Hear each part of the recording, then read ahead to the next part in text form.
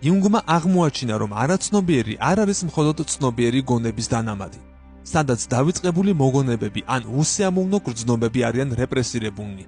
მის მიერ წარმოდგენილი არაცნობიერის მოდელი იმდენად მნიშვნელოვანია, რომ დასავლურ სამყაროს ბოლომდე ჯერ კიდევ არ მიუღია ფაქტობრივი შედეგები.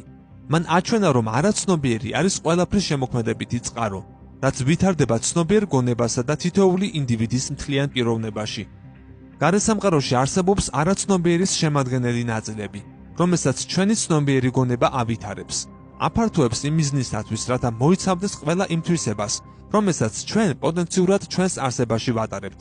სწორედ ამ საგანძურის ძლიერი მხარეებისა და თვისებების მეშვეობით მდიდრდებით, რომლებიც არასდროს გვეგონა, რომ გქონდა.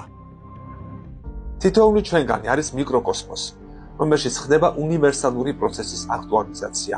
ამიტომ ჩვენ ყველანი ჩაფლულები ვართ არაცნობიერი შინაარსის მოძრაობაში, რომელიც ცნობიერი გონებისკენაა მიმართული. თითოეული ჩვენგანი ჩართულია ეგო გონების საწინააღმდეგო მოძრაობისკენ, ანუ უკან არაცნობიერისკენ.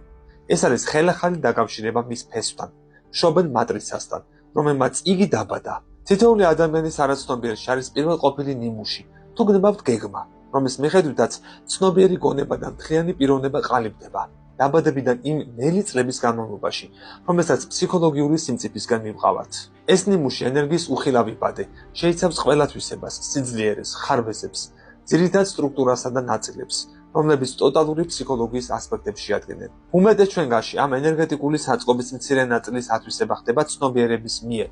ცნობიერებაში მთლიანი გეგმის მხოლოდ მცირე ნაწილი ინტეგრირდება. იუნგმა გვაჩვენა, რომ ცნობიერი და არაცნობიერი გონება კრიტიკულ როლს ასრულებენ ტოტალური მესწონასწორობაში. როცა მათ შორის სწორი ბალანსი ირღვევა, შედეგად დგება ნევროზი ან სხვა დაავადებები. არაცნობიერი ჩვენი მთელი ადამიანური ცნობიერების წყაროს წარმოადგენს.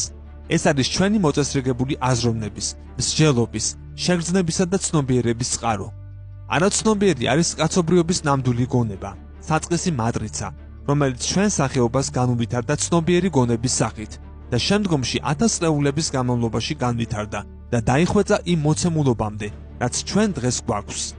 ყოველი შესაძლებლობა ჩვენი მოქმედი ცნობიერების ყოველი მახასიათებელი, პირველად ასპექტებს არაცნობიერში შეიცავდა და შემდეგ პოულობდა გზას ცნობიერებამდე. ადამიანური ცნობიერება ვითარდება არაცნობიერის პირველყოფილი მატერიიდან. ცნობიერების ზრდა იკვებება არაცნობიერის შიგთავსის მუდმივი ნაკადით, რომელიც თანდათან მაღლდება ცნობიერების დონემდე, რაც ადამიანს უფრო სრულყოფილ და ცნობიერ პიროვნებად აყალიბებს.